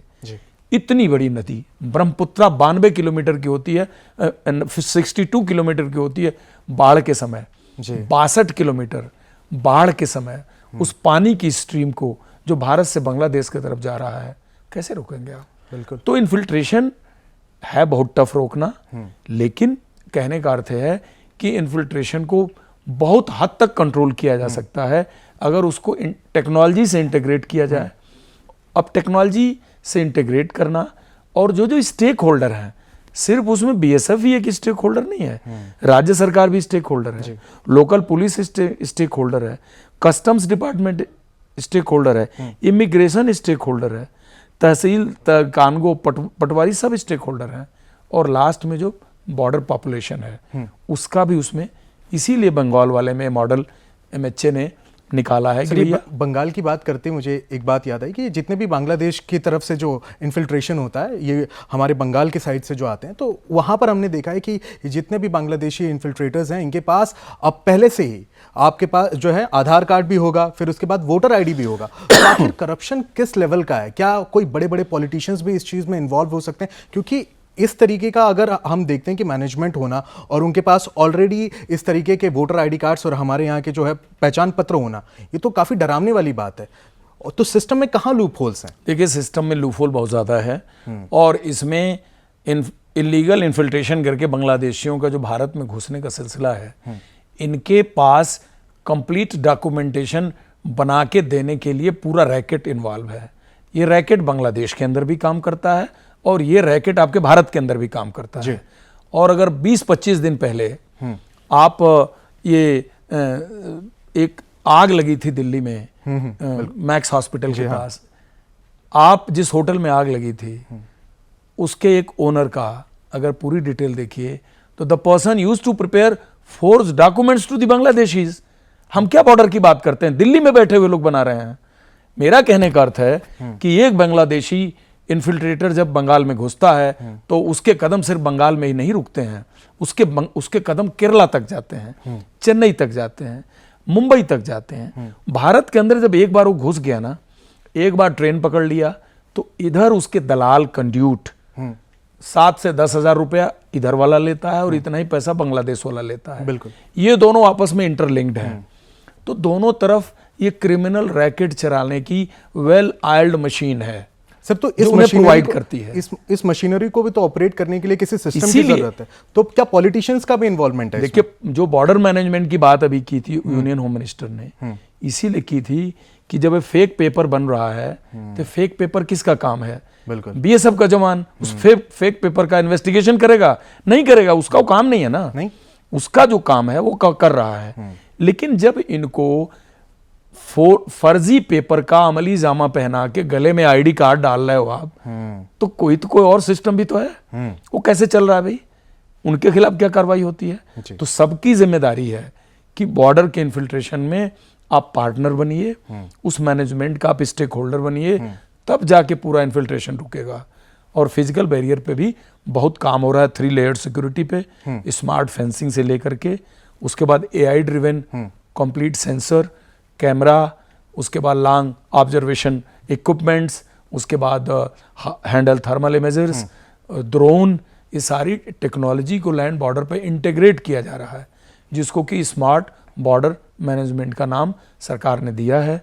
और जो गैप्स हैं जहाँ पर फेंसिंग नहीं हुई है, उस पर फेंसिंग का काम शुरू होने जा रहा है। जो हमने खबर पढ़ी है, लैंड एक्विजिशन काम फाइनल स्टेज में है, जैसा कि आज के मुख्यमंत्री बंगाल के उन्होंने अनाउंस किया था। तो मैं मान के चलता हूं कि जो फिजिबल नॉन फिजिबल गैप्स हैं उसको फिजिकल बैरियर से आप भरिए, जहां नहीं कर सकते उसको टेक्नोलॉजी से कवर करिए, और जो मल्टी लेयर्ड सिक्योरिटी सिस्टम है उसको एग्जीक्यूट करिए और टाइम बाउंड करिए।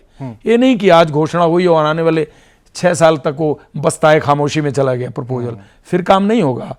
और जो पहरेदार खड़ा है, पहरेदार तो जिम्मेदार है ही, वो तो फर्स्ट रिस्पॉन्डर है, बिल्कुल।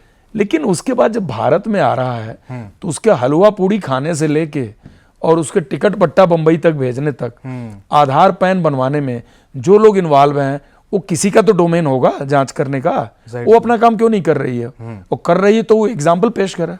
तो इसके हिसाब से सर आपको क्या लगता है कि बॉर्डर के उस पार के जो आतंकी हैं वो ज्यादा हमारे लिए थ्रेट हैं बड़े, या फिर यहाँ के अंदर के लोग ही? देखिए, थ्रेट तो दोनों हैं, लेकिन बांग्लादेश का जो कंड्यूट है, जो दलालों का ग्रुप है, वो एक कदम नहीं चल सकता अगर हमारे देश के लोग, हमारे यहाँ जो कंड्यूट हैं, ये उनसे मिले हुए ना हों। इनको कोई राष्ट्रीयता की बात नहीं है, कोई क्रॉसिंग की इनको चिंता नहीं है, इनके पास पैसे आने चाहिए। सर, तो कभी ऐसा हुआ है कि आपके जो पूरे ऑपरेशन के दौरान किसी टेंस सिचुएशन में बहुत ज़्यादा टेंशन है, लेकिन कोई ऐसी बात हो गई हो जिससे सबको हंसी आ गई हो? कोई एक किस्सा ऐसा हो? देखिए, ये ऐसी सिचुएशंस तो आती हैं जी। जैसे हम लोग कार्डन घेराबंदी करते थे, तो घेराबंदी में कोड रखते थे कि घेरा तो लग गया, तो ये नहीं बोलते कि घेरा लग गया, कुछ और कोड रख लेंगे कि मौसम साफ है। हाँ भाई, मौसम साफ है जी। लेकिन एक स्थिति ऐसी आती है जब आपको घेराबंदी उठानी पड़ती है। तो इतने बड़े गांव का घेरा लगा है तो फिजिकली तो बोलने जा नहीं पाएंगे, मोबाइल होता नहीं था, वायरलेस सेट पे कम्युनिकेट होता था और घेरा उठाने के लिए कोड होता था। क्या कैसे कोड्स रखते थे आप जैसे लोग? मान लीजिए बोल दिया सेब चुग लो या सेब तोड़ लो। अच्छा। मतलब जहां अब हो अब उठ लो और गाड़ियों में चलो। तो एक बार कम्युनिकेट हुआ, एक कोई कमांडर था जी। तो सारे लोग इकट्ठा हो गए, चलने लगे, लेकिन एक पर्टिकुलर सेक्शन थी जो नहीं आई थी। अब रात के अंधेरे में तो आप बिना उसको लाए हुए आप जा नहीं सकते, तो नई चुनौती बन गई कि भाई खोजो हैं कहाँ। पता चला कि ढूंढ ढाड़ के साहब वो 2-3 बोरी सेब तो तोड़ चुके, अब चौथी बोरी और तोड़ रहे हैं, पसीने में है। तो वो साहब हम समझे नहीं, हमने बोला वाकई में सेब तोड़ना है। तो ऐसे कन्फ्यूजन्स आते हैं। स्पेशल ट्रेन धक्का देके जवान एक जगह से दूसरे जगह कर दी, ऐसी भी सिचुएशन आई। तो बहुत जगह फनी सिचुएशन भी आती है और थोड़े उसमें रिस्क भी होते हैं, लेकिन उसको हम लोग एंजॉय करते हैं कि ठीक है, ऐसा होता है। These are fun in uniform. Sir, तो एक जवान मूवी का एक सिचुएशन है कि उसके अंदर हम देखते हैं कि एक काउंटर इंसर्जेंसी के लिए जो है कुछ एक टुकड़ी जाती है, और वो जब सामने टेररिस्ट होते हैं, सामने जो हमारे सामने टेररिस्ट होते हैं, तो वो उनके ऊपर फायर करते हैं, लेकिन जो बंदूक है वो काम करना बंद कर देती है। तो इसका मतलब ये है कि कहीं ना कहीं पीछे के सिस्टम में ऐसा करप्शन था जिससे वो बंदूक नहीं काम की और जो राइफल की यूनिट उन्हें मिली थी वो सही नहीं थी। तो ऐसी कोई सिचुएशन आपको अपनी लाइफ में फेस करनी हुई है? ऐसी सिचुएशन मुझे नहीं फेस करनी पड़ी। अच्छा। ऐसा सिचुएशन नहीं आया कि हमारे इक्विपमेंट काम ना करें जी। एक चीज़ जरूर है कि नीशे इक्विपमेंट। तो क्या ऐसा रियलिटी में होता है कभी? नहीं, हो सकता है। अच्छा। इसको मैल फंक्शनिंग बोलते हैं। एक अच्छा इक्विपमेंट और एक खराब इक्विपमेंट में फर्क तो होता है जी। और अगर एक बहुत ही स्मूथ नीशे प्रोडक्ट है तो उसका रिजल्ट डेफिनेटली बेहतर होता है। लेकिन आम फंक्शनिंग में आपका इक्विपमेंट ना चले, मैल फंक्शनिंग हो गई या आपके ग्रेनेड ओल्ड लॉट के हैं, आप कॉम्बिनेशन पुराने लॉट का है, तो मैल फंक्शनिंग के चांसेस होते हैं, लेकिन उसके चेक्स बहुत हैं। यानी ऐसा कोई भी है तो लॉट वाइज उस चीज़ को ऑब्सोलीट डिक्लेयर कर दिया जाता है कि जैसे दवा आपकी टाइम, एक दवा पर्टिकुलर तारीख के बाद वो दवा आपकी उपयोग के लायक नहीं रहती है तो उसको आप हटा देते हैं कि भाई एक्सपायर कर गई। ऐसे ही इक्विपमेंट में भी, एमुनेशन में, ग्रेनेड्स में, बॉम्ब्स की भी एक यूजेबिलिटी की डेट होती है, उसके बियॉन्ड उसको यूज हम लोग नहीं करते हैं। लेकिन दौरान ऑपरेशन मैल फंक्शनिंग आता है, ऐसा नहीं आता है, but that malfunctioning has never been a significant event. Sir आपने हाल ही में एक धुरंधर मूवी आई थी, उसको देखा आपने? कैसी लगी? निश्चित देखी, बिल्कुल देखी। कैसा लगा आपको? अच्छा बनाई, कोशिश की कि उन्होंने कोशिश किया कि इसको most to the reality picturise करें। कोशिश तो किया, और जो कमर्शियल प्रोडक्शन है तो 100% तो नहीं हो सकता, कुछ जरूर 20-25% इसका फंक्शनल इनपुट तो होता है। तो मैं यही जानना चाहता हूँ सर कि रील में ना जो स्पाइस को दिखाया जाता है कि वो 6 पैक एब्स वाले हैं, एक बड़े लंबे बाल और एकदम ऐसा 6 फुट टॉल इंसान है और उसके हाथ में बंदूक है, वो सबको मार देता है और वहाँ से फिर वापस लौट आता है। तो क्या रियलिटी में भी क्या 6 पैक एब्स वाले हमारे पास स्पाई होते हैं? और चूंकि आप इंटेलिजेंस को बड़ी बारीकी से समझते हैं तो रियल लाइफ से रियल लाइफ स्पाइस कितने अलग होते हैं? देखिए अंतर तो होता है। अच्छा। क्योंकि वो इसलिए होता है कि रील हमेशा आदर्श दिखाई जाती है, जबकि आइडियल कि एक स्पाई मैन होगा तो वो ऐसा दिखना चाहिए जी। एक आइडियल माइंड में बना लिया। जैसे आप कहते हैं एक पायलट है, हाँ। तो एक पायलट ऐसा दिखना चाहिए। तो जब आप उसको रील में पेश करते हैं ना तो कोशिश करते हैं कि आइडियल के करीब लाएं, आदर्श। बिल्कुल। बट एक्चुअल लाइफ में ऐसा नहीं होता। वहां पर एक जो आपके दिमाग में एक परसेप्शनल इमेज बनी है उससे अलग हटके होता है। एग्जैक्टली वो नहीं होता। वैसा हो सकता है, मैं उसको डिनाई नहीं कर रहा हूँ, बट रियल लाइफ तो थोड़ी अलग होती है। उसमें सेंसेशन भी होता है, कंफ्यूजन भी होता है, उसमें गलतियां भी होती हैं, उसमें सक्सेसेस होते हैं, उसमें डिप्रेशन भी आते हैं, सेटबैक भी लगता है, कैजुअलिटी भी होती है, और जिसको कहते हैं फ्लॉप हो जाना, यानी कहीं हमारी गलती भी रह जाती है। ऐसा भी होता है। अजीत डोभाल जी से सर कभी आपकी बातचीत हुई? मैं मेल पे संपर्क किया हूँ। अच्छा। और एक बार उनसे लैंडलाइन पे मेरी बात हुई है। उनके प्राइवेट सेक्रेटरी ने मिलाया था। मेरे ही एक कम्युनिकेशन पे, और उन्होंने 7-8 मिनट बात करी मेरे से। ये बात है 2023 की। अच्छा। 23 की। सर इंटरनेट पे आपको लेकर ना एक कंफ्यूजन भी है कि आप जो है शिवम दुबे को जानते हैं, मतलब उससे आपका कुछ कनेक्शन है, क्योंकि आपका नाम वीएनएन दुबे और उनका नाम शिवम दुबे, और आपकी मूवी में भी दिखाया गया है कि क्रिकेट से आपका कुछ कनेक्शन है, क्रिकेट से थोड़ा बहुत आप लगाव भी रखते हैं, आपके फैमिली में भी आपकी जो बेटी है वो खेलती हैं। उनको व्यक्तिगत नहीं जानता। अच्छा। व्यक्तिगत नहीं जानता, मैं उनको टीवी पे एज ए क्रिकेटर ही देखा हूँ जी। हाँ, जरूर है कि आप मिलते जुलते नाम को जब आप सर्च करते हैं तो उसके करीबी जितने नाम हैं वो सारे पॉपअप करते हैं, but personally I don't know. हाँ, ये ज़रूर है कि क्रिकेट से मेरा बहुत लगाव है जी। क्रिकेट में बहुत देखता हूँ, ये बात सही है इतनी। सर आपका फेवरेट वेपन क्या, कौन सा है? इतनी जो बातचीत हमने की तो उस हिसाब से तो एक राइफल लगती है, लेकिन मैं गेस करूं? आप गेस करिए। मैं गेस करूं तो AK-47 मेरा पिस्टल फेवरेट वेपन है। ओके। हाँ। सर आप अनप्रेडिक्टेबल हैं मुझे लगता है कि मैं है तो बड़ा सिंपल। AK-47 उस हद तक तो सही है कि कश्मीर सिचुएशन में AK-47 के बगैर गुजारा नहीं है।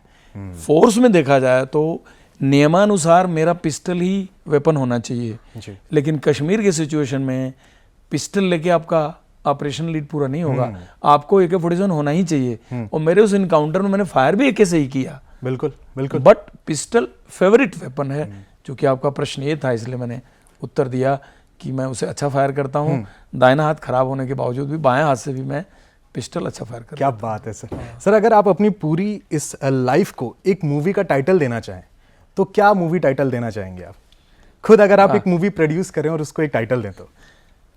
आपने ऐसा सवाल पूछा कि इसका बड़ा डिफिकल्ट आंसर है, लेकिन इतना ज़रूर मैं कह सकता हूँ कि ज़िंदगी जैसे चलती वैसे चलने दीजिए, ये कह सकता हूँ।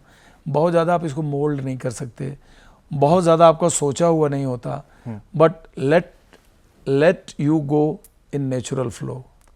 नेचुरल फ्लो में चलिए, यही लाइफ है। और मैं चाहूँगा कुछ बने, कोई टाइटल बने तो यही हो कि let you go in a natural flow. क्योंकि जहाँ आपने लाइफ को बहुत ज़्यादा मोल्ड, ट्विस्ट और टर्न करने की कोशिश की तो लाइफ आपकी वो नहीं रह जाती जिसके लिए आप बने हैं। यानी कि गो विद द फ्लो के अंदर आप बिलीव करते हैं, अनुगच्छतु प्रवाह। हाँ बिल्कुल, I think that is the more appropriate. Sir आपकी जो बीएसएफ की ट्रेनिंग थी वो ज़्यादा डिफिकल्ट थी या घर पे जो वाइफ है वो ज़्यादा डिफिकल्ट है? बीएसएफ की ट्रेनिंग फिजिकली बहुत टफ थी, लेकिन जो कहते हैं ना कि एक टोटलिटी के चैलेंज बोलिए तो परिवार ज़्यादा एक चैलेंजिंग होता है, क्योंकि फिजिकल टफनेस और फिजिकल चैलेंजेस तो आप पार कर लेते हैं, बट परिवार और ट्रेनिंग बहुत अलग चीज़ है। बिल्कुल। Family is a combination of various mindsets, it's a junction of emotions, it's a junction of understanding, it's a junction of supporting each other, and also कोई आपका नियर एंड डियर बिछड़ता है तो आप दुखी होते हैं। बिल्कुल सर। और वो अच्छी अचीवमेंट लेता है तो आप खुश होते हैं। तो क्या आपकी वाइफ को कभी किसी बात से डर लगा हो, या फिर वो क्या सोचती थी जब आप ऐसे ट्रेनिंग कैंप में आप जब ट्रेन करते थे, उसके बाद जब आप ऐसे ऑपरेशन को लीड करते थे तो उनके दिमाग में क्या था? She is a very simple lady, पहली बात तो यह है जी। दूसरी बात यह है कि उनके मन में इस बात का, मेरी तो प्रकृति देख के, मेरे नेचर को देख के, वो अगर कोई एक बात हमेशा कहती थी, वो यही कहती थी कि आप पंगे बहुत लेते हो, तो you should be little careful once you do this. And जब आप ऐसा करते हो, एक ऑपरेशनल और आपकी प्रोफेशनल नीड है, उस समय you must think of your family also, कि you are not a alone unit. आपकी यूनिट बड़ी है, उसमें एक वाइफ भी है, बच्चे भी हैं, माँ बाप भी हैं, तो आप सिंगल नहीं हो, आपका परिवार है। बिल्कुल। ये सोचा करो। ये अलग बात है, वो कभी सोचा नहीं मैंने। सर एक रैपिड फायर करते हैं पूरा रैप अप करते हुए, तो मैं आपसे कुछ क्वेश्चंस पूछूंगा, आप फटाफट उनसे जवाब दीजिए। AK-47 में इसको बस्ट फायर बोलते हैं। तो सर अगर कोई टेररिस्ट आपके सामने खड़ा है तो उसे बुलेट से मार देना या फिर उसे माफ कर देना ज्यादा सही क्या है? मारना चाहिए।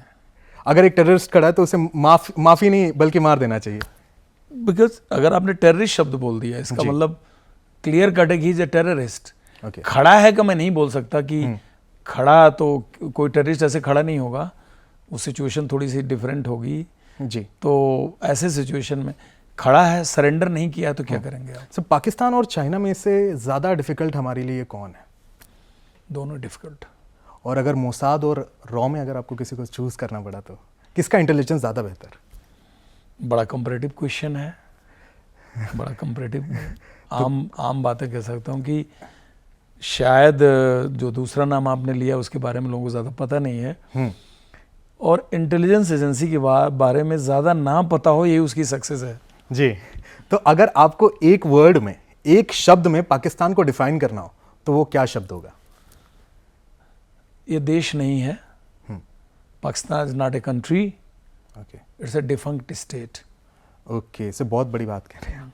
तो सर अगर एक वर्ड में आपको कश्मीर भी अगर डिफाइन करना हो, कि कश्मीर को भी अगर आपको एक शब्द में पूरी तरीके से सम अप करना हो तो वो क्या होगा? It's a heaven, lovely people. जन्नत है हमारे देश की। सर तो अब जो हम अपने सेक्शन के लास्ट में एक क्वेश्चन मैं आपसे पूछना चाहूँगा, इतनी सारी जर्नी देखने के बाद, इतनी सारी चीज़ें आपने देखी अपने लाइफ की, तो आप हमारे यूथ को, कश्मीर के यूथ को, हमारे देश के यूथ को क्या मैसेज देंगे जाते वक्त?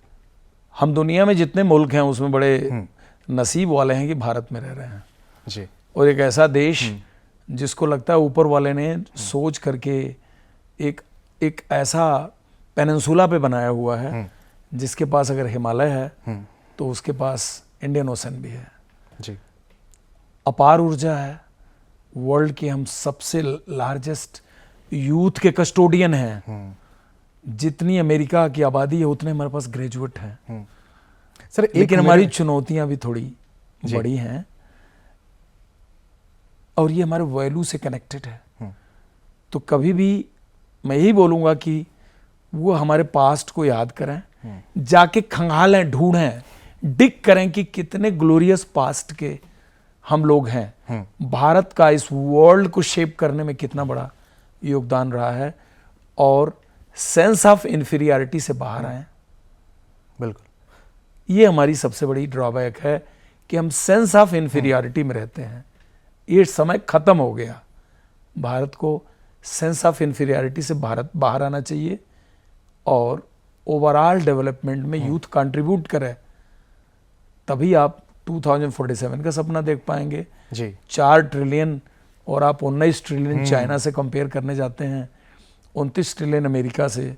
मेहनत का काम है, बिल्कुल, इसमें यूथ के कंट्रीब्यूशन की बहुत ज़रूरत है। सर एक लाइन है, मेरे बड़े अच्छे मित्र ने मुझे बताई थी, तो मैं वो आपको डेडिकेट करना चाहता हूँ। आपने जो अपनी इतनी लाइफ की सर्विस को जो हमारे देश के लिए समर्पित किया, तो उस मेरे दोस्त ने, बहुत अच्छा लिखता है, तो उसने मुझे बताया था कि एक चमकताब एक मदहोशी हर आलम चंगा होता है, एक हूक हमकती आंखों में हर कतरा गंगा होता है, मन में मतवाली मौज पले मन 7 आसमां छूता है, जब जब मेरे इन हाथों में तिरंगा होता है। सर तो ये लाइन मैं उसकी तरफ से भी, मेरी तरफ से भी और इस देश के हर इंसान की तरफ से आपको डेडिकेट करना चाहता हूँ, जो कि अपने लाइफ की, आपने इतने पूरे शरीर को जो आपके पास है उसे हमारे इस देश की सुरक्षा के लिए लगा दिया। और उन सारे नौजवानों को भी डेडिकेट करूँगा जिन्होंने कहीं ना कहीं अपने इस पूरे शरीर का ना ध्यान रखते हुए, अपने परिवार का ना ध्यान रखते हुए अपनी जान को हमारे इस हम वतन पर न्यौछावर कर दिया। तो सर बहुत अच्छा लाइन बोला आपने, बहुत अच्छा इंटरव्यू लिया। सर मैं चाहता हूँ कि आप मेरे उस दोस्त के लिए कुछ कहें जो जिसने ये लाइन मुझे सिखाई। जो दोस्त बेमिसाल है जी, वो दोस्त नायाब है, उसको आप संभाल के रखिएगा, क्योंकि देखी सबकी यारी, सब बिछड़े बारी बारी, तो उसको संभाल के रखिएगा। जहाँ कोई काम नहीं आएगा वहाँ आपका मित्र ज़रूर काम आएगा, ये मेरा विश्वास है।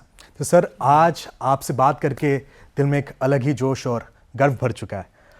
भूसे के ढेर से सुई निकालने वाली वो जुगाड़ वाली इंटेलिजेंस से लेकर वो गोली खाकर भी ना रुकने वाली हिम्मत और वो बुलेट जो आज भी आपके शरीर में इस वक्त मौजूद है, ये सब याद दिलाती है कि हमारी शांति आप जैसे नायकों के खून पसीने और साथ ही इन सारी जो आपने बातें कही उन पर टिकी हुई हैं। तो सर ये साफ है कि ये सिर्फ एक ऑपरेशन नहीं बल्कि हिम्मत, देशभक्ति और जुनून की मिसाल है। आप जैसे हीरोज़ की वजह से ही आज हम शांति से यहाँ पर जी पाते हैं, सांस ले पाते हैं। दिल से आपको हम सभी शुक्रिया करते हैं। तो दोस्तों अगर ये एपिसोड आपको बहुत पसंद आया तो लाइक करो।